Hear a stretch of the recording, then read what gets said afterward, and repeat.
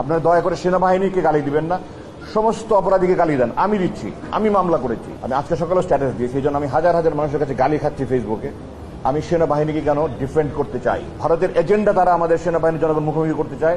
আমরা যদি নিজেরা এই দেশের জনগণ যদি সেনাবাহিনীর মুখোমুখি হয়, এই অসাধু এই দুর্নীতিপরায়ণ কিছু অফিসারের জন্য দেশের ক্ষতি হবে, আমার আপনার ক্ষতি হবে।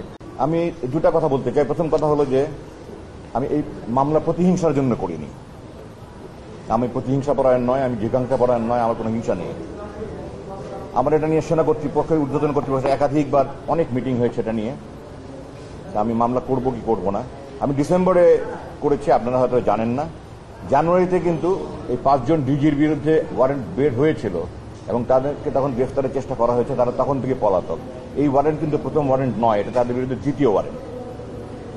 আমি মামলা করেছি শেষ পর্যন্ত এই কথা চিন্তা করে যে আমি দেশবাসীকে একটা মেসেজ দিতে চাই, যারা ভবিষ্যতে রাষ্ট্রপ্রধান, সরকার প্রধান হবে এবং বিভিন্ন বাহিনীর প্রধান হবে, তাদের কাছে মেসেজ দিতে চাই যে অন্যায় করে, জুলুম করে, মানুষের অধিকার লঙ্ঘন করে কেউ পার পেতে পারে না। সকল অপরাধীকে বিচার পেতে হবে। বাট আমি এই জিনিসটা দৃঢ়ভাবে বলতে চাই, তাদের উপর কোনো জুলুম হোক, অবিচার হোক, এটা আমি চাই না। আমি চাই তারা সুবিচার পাক, তারা যা বক্তব্য বলার সেটা বলার সুযোগ পাক এবং মাননীয় আদালত তাদের সমস্ত বক্তব্য শুনে যেন তাদের সুবিচার করেন, সেটাই আমি চাইবো। আমি চাই না তাদের কোনো অবিচার হোক। যে যতটুকু করেছে তার ততটুকু পাওনা সে যেন পেয়ে যায়, বাকি আখিরাতের কথা পড়ে থাকবে। আমার দ্বিতীয় মেসেজ হলো, যেটা আমার আগে বলে গেছেন, আমি আজকে সকালে স্ট্যাটাস দিয়েছি, এই জন্য আমি হাজার হাজার মানুষের কাছে গালি খাচ্ছি ফেসবুকে। আমি সেনাবাহিনীকে কেন ডিফেন্ড করতে চাই? এই যে 25 জন অপরাধীর বিরুদ্ধে ওয়ারেন্ট ইস্যু হয়েছে, এরা একজনও কিন্তু সেনাবাহিনীর অভ্যন্তরে থেকে কোনো অপরাধ করার কারণে ওয়ারেন্ট বের হয়নি। তারা সেনাবাহিনীর বাইরে এসে, সেনাপ্রধানের নিয়ন্ত্রণের বাইরে এসে তারা এগুলি করেছে। এবং এই সংখ্যাটা কিন্তু সেনাবাহিনীর 1000 ভাগের 1 ভাগও নয়। একটা প্রতিষ্ঠানের 999 জন ভালো আর একজন খারাপ, তার জন্য পুরো বাহিনীকে বদনাম রটানো, কুৎসাটানো কিন্তু কোনো দেশপ্রেমিকের কাজ নয়। আপনাদের মনে রাখতে হবে যে আপনাদের মাধ্যমে দেশবাসীকে জানাতে চাই, এই সেনাবাহিনী জাতির সাথে সবসময় ছিল, জাতির পাশে ছিল।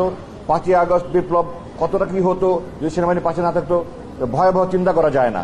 সেনাবাহিনী যে দেশের স্বাধীনতা, সার্বভৌমত্ব, অখণ্ডতা, সংহতি, ঐক্যের প্রতীক, এটাকে বিতর্কিত করা মানে আমরা আমাদের নিজেকে ক্ষতি করছি। ভারতের এজেন্ডা তারা আমাদের সেনাবাহিনীর জনগণ মুখোমুখি করতে চায়। আমরা যদি নিজেরা এই দেশের জনগণ যদি সেনাবাহিনীর মুখোমুখি হয়, এই অসাধু এই দুর্নীতিপরায়ণ কিছু অফিসারের জন্য দেশের ক্ষতি হবে, আমার আপনার ক্ষতি হবে। আপনারা দয়া করে সেনাবাহিনীকে গালি দিবেন না, সমস্ত অপরাধীকে গালি দেন। আমি দিচ্ছি, আমি মামলা করেছি। আমি সেনা কর্তৃপক্ষকে ধন্যবাদ জানাতে চাই যে তারা এই আইনি প্রক্রিয়া যেন সহজভাবে, সুন্দরভাবে চলতে পারে, এই জন্য সহায়তা করছে। জেনারেল ওয়াকা সহ সেনা কর্তৃপক্ষ যারা সংশ্লিষ্ট আছে সবাইকে ধন্যবাদ জানাতে।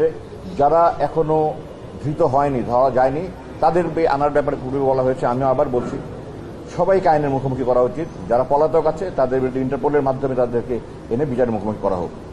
আমি চাই দেশবাসী যেন ভবিষ্যতে আর কোনো স্বৈরাচার না দেখে, দেশবাসী যেন আর ভবিষ্যতে কোনো খুনি জেনারেল জিয়া, খুনি জেনারেল মুজিব না দেখে। আমরা যেন সবাই এক স্বাধীনতা, সার্বভৌমত্ব, অখণ্ডতা রক্ষার জন্য একসাথে থাকতে পারি এবং সুখী, শান্তিপূর্ণ, সমৃদ্ধ বাংলাদেশ গড়ে তুলতে পারি। এই কামনা করে আমি শেষ করছি। আপনাদের সবাইকে ধন্যবাদ। আসসালামু আলাইকুম। জি, একটা প্রশ্ন এসেছে এখানে যে তারা সার্ভিসে থাকবে কিনা। এটা আইনের ব্যাপারে, এটা আইনের ব্যাখ্যা ট্রাইব্যুনাল যারা প্রসিকিউটর আছে ওনারা দিতে পারবে। আমি আইনজ্ঞ নই, আমি আইনজীবী নই, আইনের ব্যাপারে আমি পারদর্শী নই। তবে আমি যতটুকু বুঝেছি এটা নতুন অ্যামেন্ডমেন্ট হয়েছে, এটা থার্ড অ্যামেন্ডমেন্ট একটা হয়েছে। এই অ্যামেন্ডমেন্ট এটা করা হয়েছে। এটা কেন করা হয়েছে, কার জন্য করা হয়েছে আমি জানি না। তবে আমি এতটুকু জানি যে বেসামরিক প্রশাসনে যারা আছে বা পুলিশ যারা আছে তাদের বিরুদ্ধে অভিযোগ আনা হলেই কিন্তু তারা চাকরিচ্যুত হয়ে যায়। তো আইন যদি একটা দেশে থাকে তাহলে এটা শুধু বেসামরিকের জন্য, সামরিকের জন্য আলাদা হতে পারে না, একই ধরনের অপরাধের জন্য। তো এটা করা হয়েছে কি উদ্দেশ্যে আমি জানি না। এটাতে এখন তারা আইনের ব্যাখ্যা যারা আইনজীবী আছেন ওনারা দিতে পারবে। করতে চাই যে আমি টেলিভিশনে অনেক তর্ক বিতর্ক দেখছি, ফেসবুকে দেখছি, এমনকি আমাদের কিছু কিছু সামরিক অফিসারও দেখছি যে তাদেরকে সেনা আইনে বিচার করার জন্য। আমি বাংলাদেশ সেনাবাহিনী যে আমাদের আইন বিভাগ আছে, এটাকে জাজ অ্যাডভোকেট জেনারেল ব্রাঞ্চ আছে বলে, জ্যাক ব্রাঞ্চ। জ্যাক ব্রাঞ্চের সর্বোচ্চ পর্যায়ে যিনি ব্রিগেডিয়ার জেনারেল র্যাঙ্ক। আমি কয়েকজনের সাথে কথা বলেছি যারা জ্যাক ব্রাঞ্চের প্রধান ছিলেন। 4টা আইন তারা করে অপরাধ করেছে যেটা সেনাবাহিনীতে কোনো বিচার করার আইনই নাই। সুতরাং সেনা আইনে তাদের বিচার অন্যভাবে করতে পারে, এই 4টার জন্য করে নেই। 1 নম্বর অপহরণ, সেনাবাহিনীতে অপহরণের কোনো আইন নেই। 2 নম্বর অবৈধ অন্তরীণ রাখা, আনলফুল ডিটেনশন, কোনো আইন নেই। 3 নম্বর, ক্রাইম এগেনস্ট হিউম্যানিটি, কোনো আইন নাই। 4 নম্বর, ডিজিটাল সিকিউরিটি অ্যাক্ট।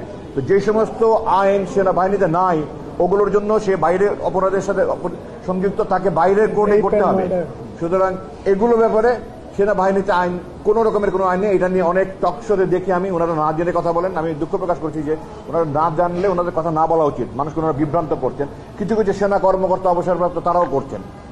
আমি স্পষ্ট বলতে চাই, তারা যে সমস্ত অপরাধ করেছে, আমি যে 4টা কথা বললাম, এগুলো সেনাবাহিনীতে বিচারের কোনো আইন নাই। তাহলে কি তারা মাফ পেয়ে যাবে? না, তারা বেসামরিক আদালতে তাদের বিচার হতে হবে। ধন্যবাদ।